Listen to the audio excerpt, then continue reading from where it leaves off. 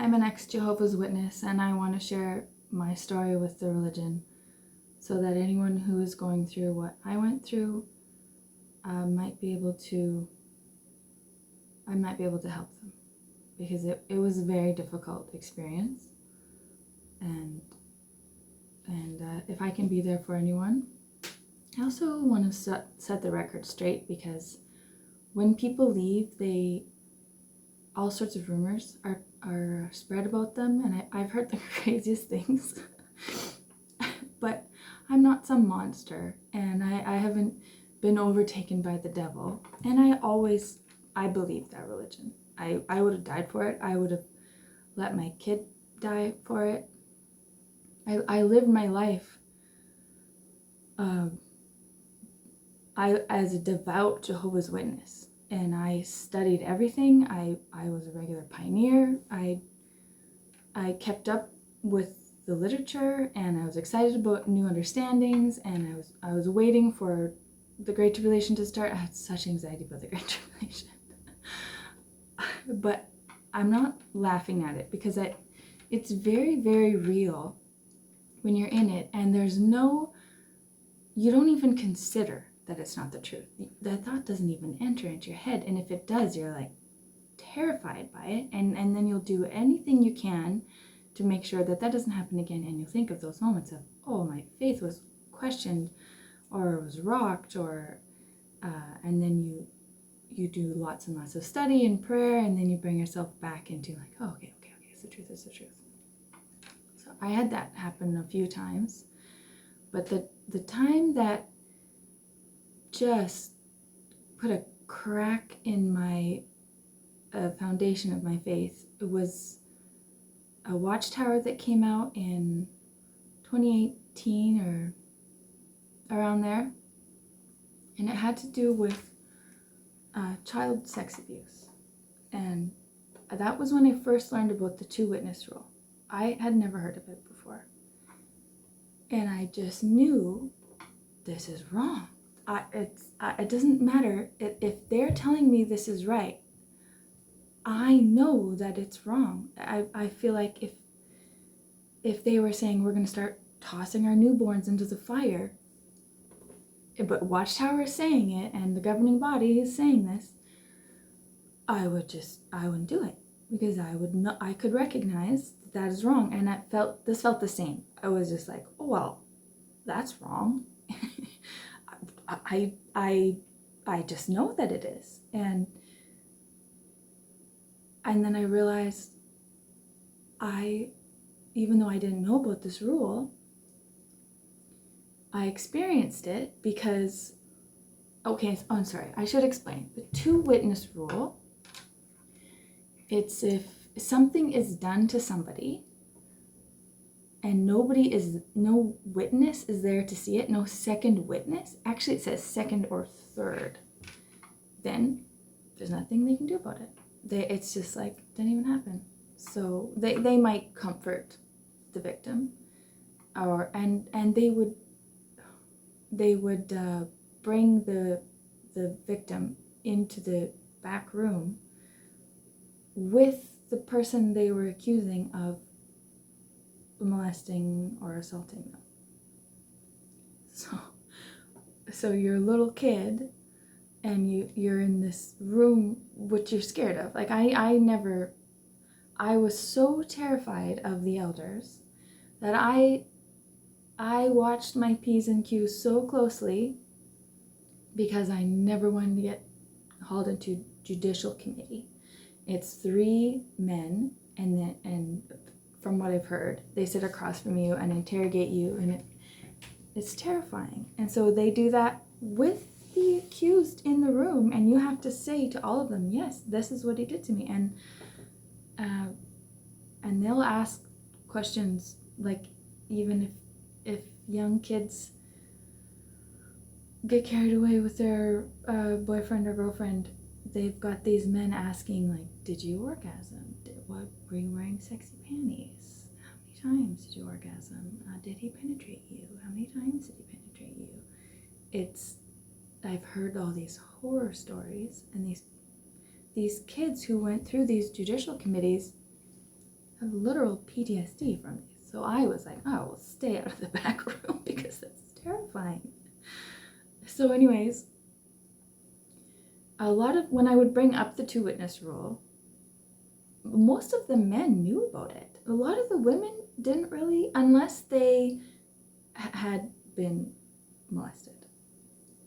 But it wasn't really talked about much in the publications. And so when I learned about it in this watchtower, I realized this explains what happened to me when I actually can't remember if I was 16 or 17, but I was sexually assaulted by an elder. And so it really bothered me. And there's so much shame put into, everyone, but me. My parents were always like, oh, your biological father, he had problems, and he was like had hormone issues, and he was just obsessed with sex, and so you have to be careful. So it was constantly like, there's something wrong with me. I'm from a bad seed, so I have to be really careful because it's harder for me because I come from a pervert.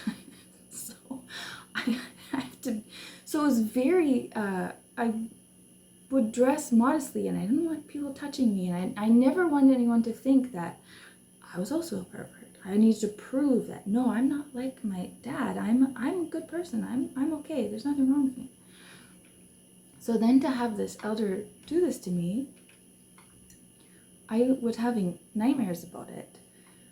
I'd wake up and it's like it's happening over and over again, and these nightmares were so real. So it's like it didn't just happen once, it was like it happened hundreds of times, and I'd wake up in a sweat. And so 2 years later, when I was 19, I phoned an elder and told them what happened. So at this point, he was still an elder. And I was worried that he was going to do it to someone else. I was also very worried about how much this would hurt his wife, which is the number one reason I didn't report. But then I kept hearing rumors about other women in the congregations warning each other, careful with this guy. So I was like, oh, of course I'm not the only one. I have to do something, otherwise it's going to just keep happening, and I'm guilty protecting this guy. So I told them, expecting them to be like, oh yeah, we'll get up right on it. We're Jehovah's people, and we don't tolerate things like that. He's an elder. How dare he? But I got a call 2 days later. They called me back and said, well, nobody saw it, so we can't do anything. Plus, you're a woman, and women exaggerate, and they're very emotional. And you said this, and how could that have happened when blah, blah, blah.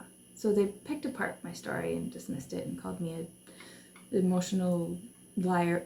But the part that stuck with me was like, nobody saw it, so we can't do anything about it.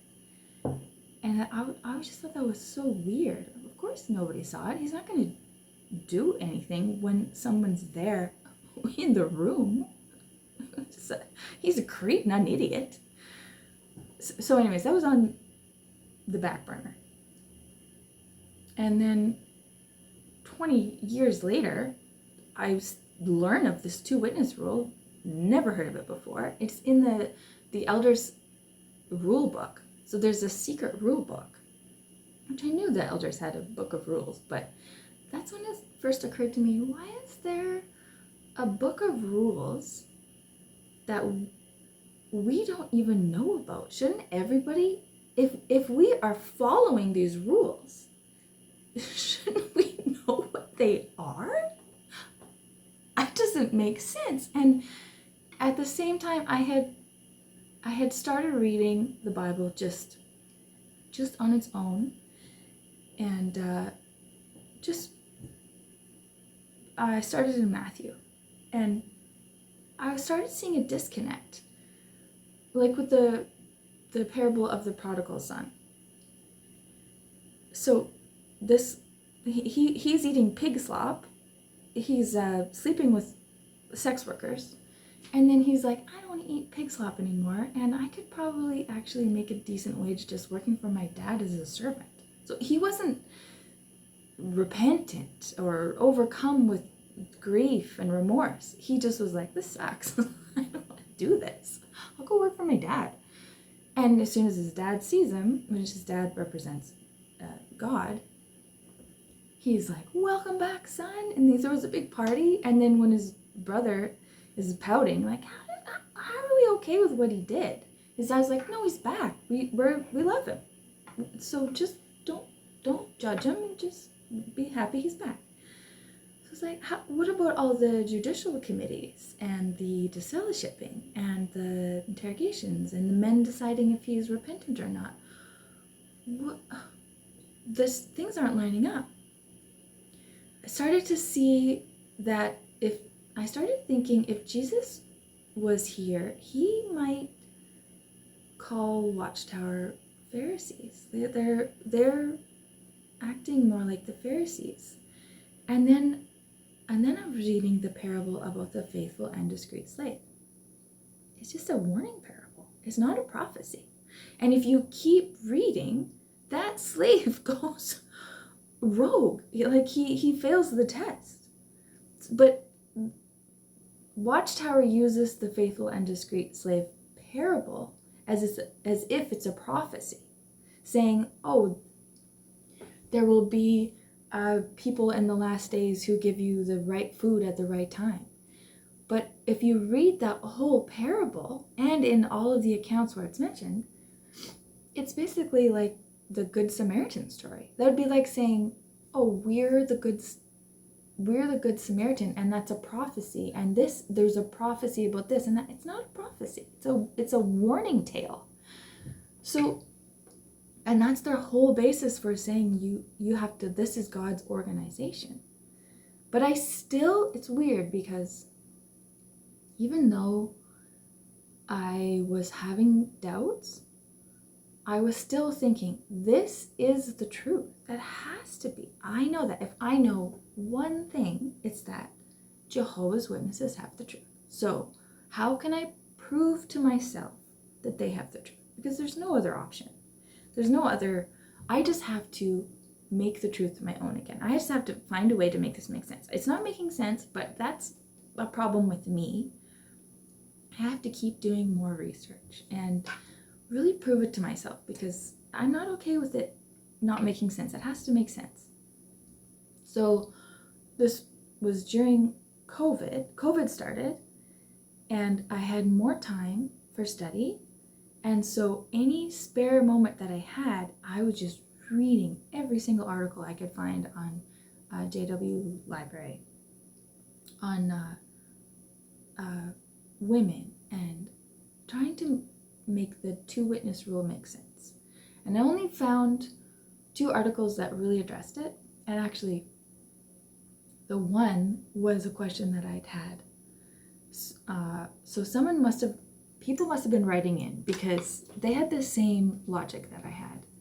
And that was, when I first learned about the two-witness rule, immediately pops into my head. I'm like, no, because in the Mosaic Law, there was that law where if a woman is attacked in the city and she doesn't cry out, well, she's a willing participant, and like, you're gonna stone both of them.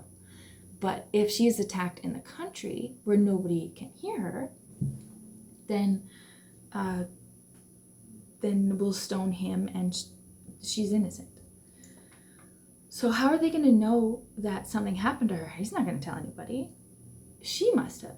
And the whole point of it was there was nobody there to see or hear. So there goes your two-witness rule. Reading the 2 or 3 witness rule in the Bible, where it actually is, it's more to do with I felt more like legal disputes, or it's not about assault. So it just seems like an excuse to not deal with it. And so there's a question from readers about, how can the two-witness rule make sense when in the Mosaic Law, this woman, if there's no one there to hear her, blah, blah, blah. And the answer didn't make sense. It just talked in circles saying, oh, that's an assumption of guilt, which doesn't make sense. It didn't answer it. So that didn't satisfy me. And then there was a morning worship video by, I think, Gary Bro. And he said, we will never get rid of the two-witness rule. And he said, apostates don't like the two-witness rule. Whoa, do not call me an apostate. That is the worst thing that you could call somebody. And how can you say you will never get rid of it? How do you know that you won't get new light about the two-witness rule? Do you know what new light is incoming? He's not a governing body member. And how arrogant to say, oh, God would never give us a new understanding about that. So just didn't hit right. Actually made it worse. And then as I'm reading, I was reading the Proclaimers book. Old watchtowers, new watchtowers awakes, and every time a new article would come out, I would just be like, okay, this is going to be the one that will address it and that will fix everything up. Like it has to be, because there hasn't been anything in any of the old literature. So there has to be something new coming out. So I was like excited and waiting for any new watchtower publication, anything coming out, any new announcement, because I was like, we're going to get answers here. We have to, because I wasn't finding them in the literature, in the older publications, the new ones last year, like everything. I was reading everything I could get my hands on. If it was on the website or the app, I was reading it. And actually I found some wild stuff that it was like, this is so very wrong. And now we know that. But in the 50s, this would have seemed normal, but now this wild stuff. This is crazy. And then my daughter, well, my then husband, he was an elder, and he was an elder for, I don't know, 10 or 12 years. But he also decided it wasn't the truth, but before I did. But it was actually the same watchtower that he was already having doubts. But it was the same watchtower that completely just, as the Mormons say, broke his shelf. Just in that moment, he knew. And he was actually the watchtower conductor. And he was conducting the watchtower, and that moment he knew, this is not the truth, and what are we doing here? This is crazy. I started crying. Like, it was really just a gut-wrenching moment. And we didn't know that at the same time, our daughter, she also was like, this is bullcrap. She's a smart kid. And all of her friends, not all of them, but most of them, they knew, and they would share things that they had learned, and so openly, and just accept it. Like they did not have a hard time seeing through things. So her and all of her friends were like, oh yeah, this does not make sense, and we're not doing this. So when she told me that she did not want to be a witness, and she was baptized, I knew, oh, I have to choose between my kid and the religion. And I choose my kid.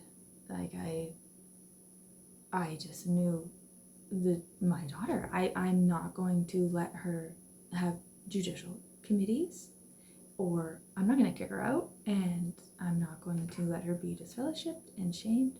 No. Not throwing her to the wolves. And because you see kids who were disfellowshipped, kicked out at a young age, and their life just goes to it's bad. And of course it is. That you think that you're worthless, and all of your community, your friends, your family, everybody that you know won't talk to you. It's like you're a ghost. So what are you going to do? You're going to turn to drugs. You're going to be in abusive relationships. You accept the love you think you deserve. So Yeah, of course. And then witnesses will be like, well, look at them. They left the truth, and they're in the world, and look how badly everything turned out for them. Like, no, you kicked your kid to the curb. and that's what's happening. You're treating them like they're dead. And so, yeah, things aren't going well for them.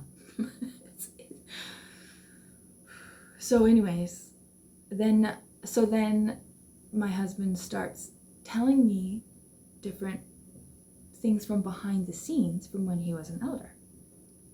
The corruption, the politics, the amount of people who were abused, way more who have been than haven't. And I knew about quite a few because when I pioneered, we would spend a lot of time driving, a lot of time talking, heart to hearts, and I realized most of the women in my congregations have been molested as children, and the person who did it did not face any consequences. Maybe they were disfellowshipped, maybe, but none of them went to jail or the police. But you think, well, it's just a bad couple congregations, and it as a whole, the organization is good. There's just some problem areas. But then when you find out what's happening behind the scenes, and it is so vile, just horror story after horror story after horror story. And I think that's why there's more women who are witnesses than men, because men find out what's happening behind the scenes. Women are kind of oblivious. They're like, oh yeah, everyone's peachy. But meanwhile, here's an example.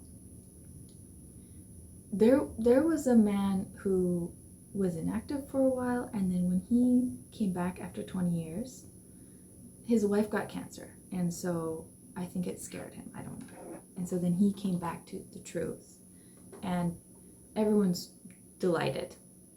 Like, oh, it's a success story of like, yeah, somebody came back. And they go to make him a ministerial servant. 2 of his daughters write the elders and say, he molested us for our whole childhood. You cannot put this man in a position of authority. But he was buddies with the elder body, and they were like, he would never. He's our good friend. So they just ignore the letters. And when my husband at the time told me that, I was like, I could have told you this guy was a creep. He was just super creepy to me, and all the young girls, and also he was best friends with the guy who sexually assaulted me. So it makes sense. This is boys' club, and so they just dismissed it. And then at around the same time, there's an elderly woman in the congregation whose husband died, and he was not a Jehovah's Witness, and for whatever she was going through, she was a smoker before she became a witness. This little old lady, and somebody saw her smoking in her alley, reported her to the elders. She's a grieving widow.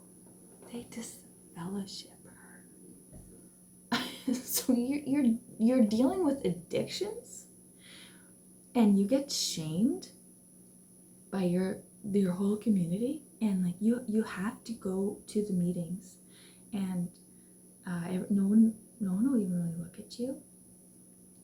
You're like this pariah. It's like you're a leper, and you sit in the back humbly, like, oh, I've done wrong, I'm a bad person, and then you leave. But you have to show your face, even though nobody will talk to you, sometimes for years before they'll reinstate you. So I'm starting to see, like, this is not a loving organization. This is when, and I was looking also for an identifier too, as I'm doing as much study and research as I can, and I am sticking to the Bible and the publications and the broadcast. But there was only one identifier that Jesus gave.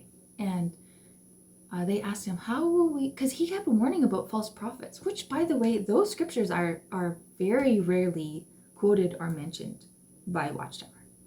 He's constantly warning of false prophets. And he's saying, you'll know a false prophet if they say the end is coming and the end doesn't come. Which I was like, oh, that kind of happened, because Russell was like, Armageddon, actually he said it was coming earlier. I forget if it was 1912 or even earlier than that. But then he's like, okay, 1914. 1914 is the date, for sure, 100%. This is it. I got it. It's 1914. Jesus is coming, and he's going to wipe everyone out except for us international Bible students. And Jesus didn't come. But then Russell was like, well, actually, he did come. It was just invisibly. It was invisible. So I wasn't wrong. Jesus did come. It just was that you couldn't see it. and World War I started. So there's proof. Jesus. So he's going to come back. He came invisibly, picked his people, because he had to be here to see which ones he liked the best. Obviously, it's us. He liked us the best. We're the best of everybody. And then he's going to come back later, and then he's going to kill everybody. And then not invisible. First time is the invisible one. We see that now. After. So things started to just be like, ah. But Jesus, when they were like, how will we know your people? He just said one thing. He said, you will recognize my people if they have love among themselves. So, and then I started realizing this is not loving. We say that we're loving, and we believe it.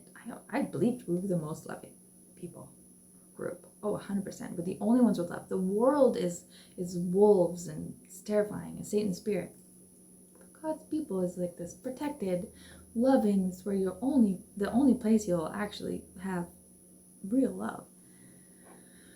But I was a fourth generation Jehovah's Witness. Everybody in my circle, everyone that I knew, all my family, friends, everyone, all Jehovah's Witnesses.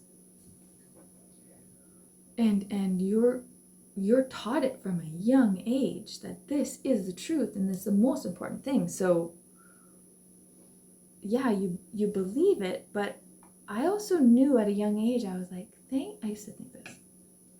Thank goodness I was born into a Jehovah's Witness family, because if I was presented these teachings on the door, I would be like, oh, this is crazy. But I was like, well, I know it's not crazy because I know about 1914 and the gosh, it's all rusty now, but I would be like, listen, here's how you know that it's the truth. We're the only ones preaching, and we stick to the truth no matter how hard it is, even if that means not accepting blood. Like, we're not these cotton candy Christians where we just do whatever we want and say, oh, God loves us. We stick to it, and we accept hard truths, and we fight for truth. We care about truth, and we'll tell people about truth, and it's very hard. It was so hard. I always felt so guilty because I didn't witness very much to my fellow students in school, and like you have so much guilt all the time because I remember thinking, I need to tell my friends about the truth because I don't want them to die at Armageddon, but I don't know how to present it to them where it doesn't sound crazy. I just don't know how to start the conversation. So then I'm starting to get horror stories behind it, like what's actually happening, and it is bad. It's bad. It is just more evidence of this is not loving. So I eventually had this moment, and it's so complicated because I was so deep into personal study that you have to know the doctrine so well for me to explain. But it had to do with the Midianites. Anyways, I was studying the Midianites, and in this moment, I just was like, no, this is wrong. And I just knew this is not the truth. And it was so, I was absolutely stunned. I was so upset. And I remember I said, my daughter was sitting next to me as I'm like feverishly reading, studying. And I was like, oh my goodness, we're Mormons. We've been duped. I was so upset. Because I used to always feel bad for the Mormons. I'm like, oh, they're so like sincere, and they think they have the truth, and they live their lives according to what they think is the truth. Like, I used to really feel bad for them, and then in that moment I realized, oh, we're the same. We think we have the truth. Everybody does. Any true believer, whatever faith that they have, whatever you're raised with, is the religion that you think is the truth. We're no different. We think we're different. There's this us and them mentality, but we're the same. Which it literally hit me like a ton of bricks. I was dizzy, and for months I felt like I was out of my body. I felt like I was watching myself. It was the wildest. I was like, what else isn't true? I just felt so detached. But you can't really talk to anyone. At first I was like, oh, I need to tell everybody because they're going to want to know this. Because I was searching. I didn't know this. I was trying to make the truth make sense again. I was trying to strengthen my faith. But what I was actually doing was searching for truth. I just didn't know that's what I was doing. So when I found it, and actually then things started making sense. It was very difficult to come to terms with. But once I did, maybe it took 6 months, I was like, oh, people are going to want to know this. They're going to want to know that they're giving their whole lives and their energy and living their lives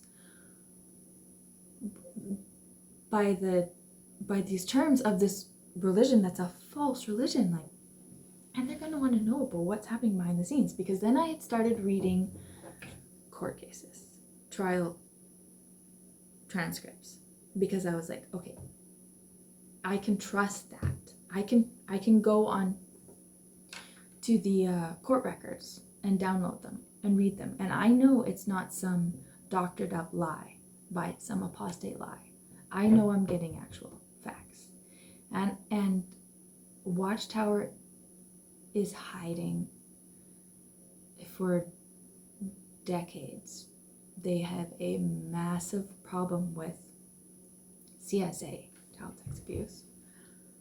And instead of addressing it or changing policies or being like, okay, fine, we'll go to the police, they are just paying off the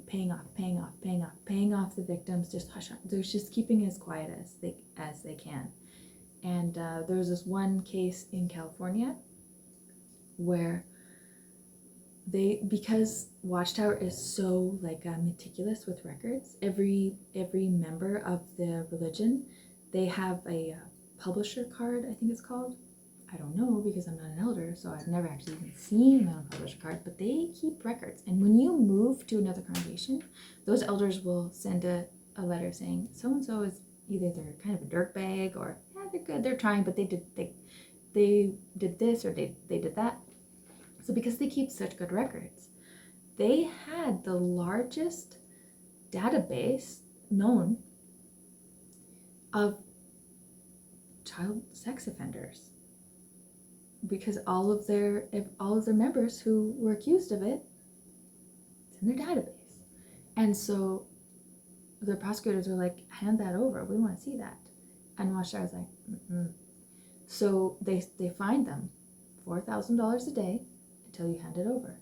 And they ended up paying $2 million in fines because they're like, no, we're not giving you the database. Because they're protecting their image. They're not worried about the kids. They're worried about their image. So anyways, I'm reading trial transcripts and seeing like this is bad. And then I found articles, Watchtower was part of the United Nations, which if you're not a Jehovah's Witness, you'll be like, what? Whatever.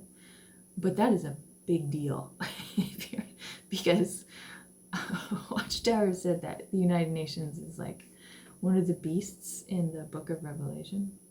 And they'll have this whole part of the prophecy to do with the Great Tribulation and the end, and the United Nations would be given teeth, and they would turn on the leaders of the world governments,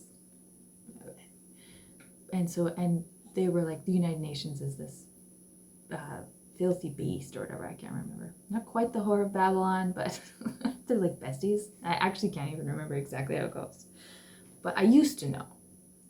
And so then turns out not the whole time, I think for 10 years, Watchtower was a member, and of course the reasons are financial. Like it all comes down to money. This is the same as any other religion. You think, oh, we don't care about money. Our leaders don't care about money. But they do. And it's a really, really hard thing to learn, because especially when you're really sincere about the religion and it's everything, it's the most important thing. You put all of how you live your life, all of your choices, everything. Yeah, it's really, really tough. And then it started occurring to me how much, because at first I was like, well, it's not the truth, but it's still good. It's still a good religion, and I'm still grateful that I was born in it, because I'm a good person, and I have good values and whatnot, because I was a witness, because I was raised in the truth. Then it started slowly occurring to me, no, actually, I would have been able to go to school if I was offered a scholarship in English, something that I always thought about that. I wanted to do that so badly. And I had to just say no. And then I actually didn't want to get married. But the way everything, like they push you into getting married so that you don't get into trouble. So you don't end up having sex. And even when I was really getting cold feet, like, oh, this does not seem like a good, we're 18, 19. And my parents were miserable. So like, I don't want to be like that. And my parents were extremely strict and controlling. And so then, as a woman in the religion, you give all authority of your life over to your husband. You have to 100% submit. And even before we were married, when I was like, it was actually my money. I wanted to go to Mexico with money I had from an insurance settlement. And my fiance was like, no, we're gonna go just to this little, like, this town an hour away where there's nothing to do. And because that's what my mom said we should do. And so I was like, well, a good Christian woman just humbly accepts it and doesn't make a fuss and it's like gross and ugly and unchristian to be like, to fight back. You just have to humbly accept it. But it's a toxic setup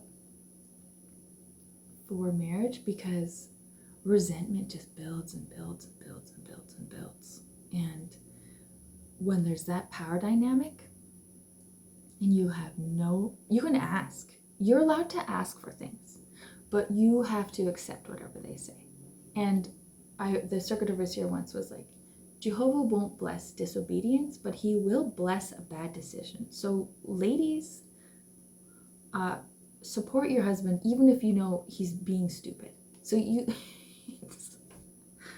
it's so hard to just hand over complete control of your life. And I realized I'm nowhere where I would have been if I hadn't been in this religion. If I hadn't been in this religion, there's no way I would have gotten married. You're never allowed to be alone with the person you're going to marry. You have to have a chaperone at all times. And the first time you're alone with them is when you're married. And it literally would have been one weekend away with this guy, and I'm like, oh, we're just not compatible. That's all. We're so incompatible. We approach life so monumentally differently. So yeah. So then I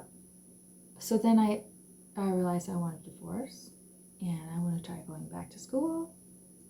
At 42 years old, I was accepted to university and actually got onto the dean's list, which I was shocked by. But anyways, I'm making a life for myself. I'm happy for the first time in my entire life. But it was really hard, and I think I had a lot easier because I wasn't a kid who woke up from the religion and my parents still all believe, and I have to pretend, because if I don't, they're gonna kick me out. And I think a lot of young ones are going through that. Just hang in there, kiddos. It's so hard. I can't even imagine. It's hard as an adult. It's really hard. And then like I'm making new friends, really good friends, and I still have a relationship with my daughter. And actually, there's a few witnesses that still talk to me, and I'm careful to not mention anything that would hurt their faith, because if they have questions, they can find the answers on their own, just the way I did. Just read the literature, or just read the Bible.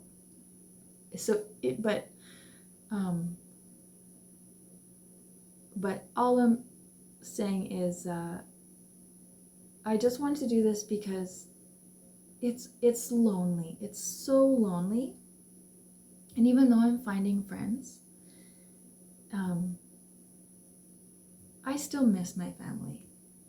I had a cancer scare, and I would have loved to be able to call my sister or my mom.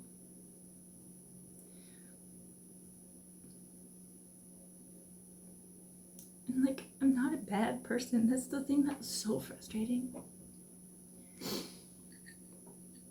I think I'm actually a good person. And truth is so important to me. I couldn't just pretend to be in a religion, because I need authenticity, and I need to believe in things, and to be able to stand for things. So to think about, I just wanted to do this for anyone who is waking up and they can't really talk with anyone about it, because I know when once I had decided, okay, this isn't the truth. I know that now, as hard as that is to admit. And I just wanted to talk about it, because I couldn't believe in my whole life. I just was a lie. This is just so frustrating and devastating. And you can't really talk about it with anyone. So I was watching videos on YouTube of fellow ex-Jehovah's Witnesses sharing their experiences, and it just helped. It helped so much. And I'm so grateful to them. And it's hard. I've been wanting to do this for a couple of years, but only now do I have the courage. And I'm like, I have the courage, even though I just woke up and I have bedhead still. I haven't showered. Whatever, who cares? It's not a beauty contest. I just want to be there for people who are going through what I went through. And I think a lot of people are having a similar experience in all different religions. And I think we have to be there for each other.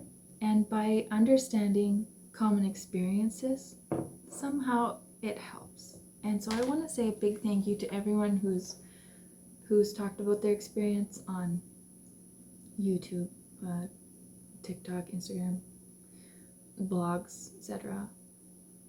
And when Supnan made documentaries, they really helped me. And so I just want to say a huge thank you. And I know this is long, but I didn't worry too much about censoring myself because I needed these long conversations when I was waking up.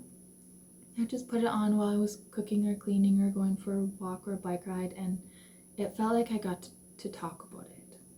And if anyone wants to reach out to me, I'll try to talk. I'll try to talk with you. I can't offer any resources or anything, but I will tell you it gets better. And at first you're thinking, well, if this isn't the truth, then well, we just get old and die. Because you were taught that it's either it's the truth or it's nothing. But I think I'm a very spiritual person, always have been, and I'm finding answers that make more sense to me now and feel right. So I'm actually happier spiritually now than I have ever been, and my health is better. All it was I just had a lump in my breast, and so for my cancer scare, so I just had to go for testing, and it just turns out it's benign or whatever. But so it's no big deal. I think a lot of women go through that. But in those moments, those are the moments when you want your family. And like I had some really good friends. My sister-in-law, I can't even think about her because I miss her so much. But I'm hoping that one day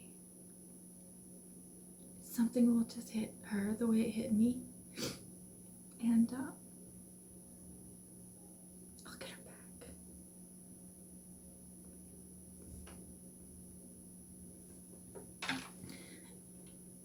And that's the thing. There are so many good people in that religion. Really, really good, loving, sincere, generous, hardworking, down-to-earth people. And they think that they're doing what God wants them to do. And shunning, they're taught that it's, and I did it too. And they're taught that it's loving. And if you're weak and you talk with them, well, then you lower their chance of coming back, because you just give them a morsel and it'll just be enough for them to be satiated for a bit, and then they won't come back to Jehovah. So by really sticking with it, they think that they're doing something loving. So I know they probably still love me. They probably think I've just gone crazy, because I have always loved a good conspiracy theory. So they're probably like, oh, her and her conspiracy theories. She fell for the biggest one of all. Oh, it's not funny. It's tragic. It's tragic to think of all the time, resources, and money I gave to that organization. No idea that they're using it in court. They're using that money in court cases. Hide the abuse. Anyways, I don't know how I'm going to finish this, but I just want to say, take care of yourself. If you're going through what I'm going through, try to, if you can, try to go for lots and lots of walks or bike rides or anything physical, because it seems to help the trauma and the anger. And by exercising, you get those chemicals. You get the happy chemicals. So it helps a lot. And enjoy the freedom that you have to research anything you want now. I am loving being able to read, research, investigate anything in the world that I want. Anything that I'm curious about, I'm allowed now. And I love that. And you'll find friends who aren't judgmental. But when you're in that religion, you have to always censor and guard yourself, because you don't want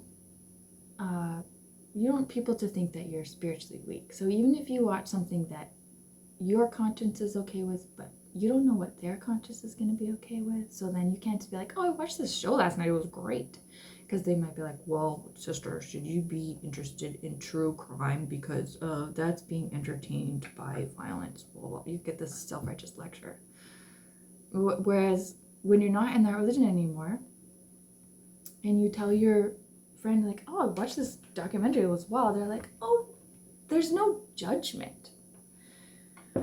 Even if they're like, I'm not into that sort of thing, but it's a real you do you mentality, and it's refreshing. And it takes a while to shake that feeling of like, oh, I gotta be careful what I say here. You're gonna just be yourself. It's pretty amazing. So it seems like it's never gonna get better. And there were some low points, really devastatingly low. And it feels like it's never gonna get better, and you're never gonna be able to join the rat race and make a life for yourself. But somehow things just work out. You'll find that too. If you're sincerely trying and you have a positive attitude, things will work out. I found a really good job, and I'm finding really good friends and making really good connections. And okay. So here's something also that you'll realize after leaving. If witnesses do any one good thing for you, it's making you appreciate the weekends, because your evenings and weekends as a witness are filled with, you got to do personal study and you got to go in the ministry, which it just drained me. Oh my gosh, it tapped me out, and it's scary. There was somebody with a gun. I had a dog bite me. It was it's a terrifying thing to do, and it's exhausting. And then you don't know what time your meeting's going to be on Sunday. Like if you're sharing a Kingdom Hall, sometimes it's 10, sometimes we had one that was at 4, so it just wrecks your day. So your weekends are cooked. And so now just being able to get up and have a coffee, I don't have to go knock on doors. I can just clean my house, do some food prep, go for a walk. I picked myself some bracket mushrooms and make myself a wreath for my door. I'm not really into the holidays. They don't really mean anything to me, but some people who leave, they love them. And I could see how it would be really sweet if I still had a little kid that, I would love the holidays. So yeah, it gets a lot better. And just know in those moments where you're like, it's never gonna get better. This is so bad, I can't do this. I'm an outsider. I'll always be an outsider. I'm broken, whatever. I didn't get to go to school, I don't have a career.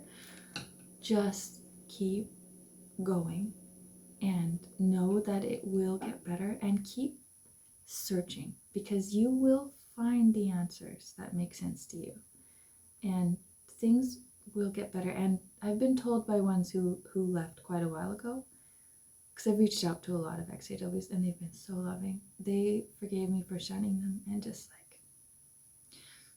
immediately just open arms, so helpful. They're actually the most loving. You think apostates are these like monsters, but they're just people who realize this doesn't make sense. They want to live their life authentically, and they're not these deranged, demonized monsters. They're just normal people who actually, I've experienced ex-Jehovah's Witnesses to be so loving and generous and understanding and incredible. So we really do have to be there for each other. And at this point, this is all I could think of to help. But if this listening to me rant and ramble helps while you're going for a jog, for now that's all I can do. But just know that if you're someone who knew me and you stumbled across this video, I still love you. I still love everybody that I left dearly, and I miss my family. Like if you're a family member, reach out to me. I won't tell anybody. I miss you, and it's hard to forget you. Like it's hard to forget my mom because I look so much like her. And there's so many times I'm like, oh my god, that was so funny. I just want to call my sister or my brother.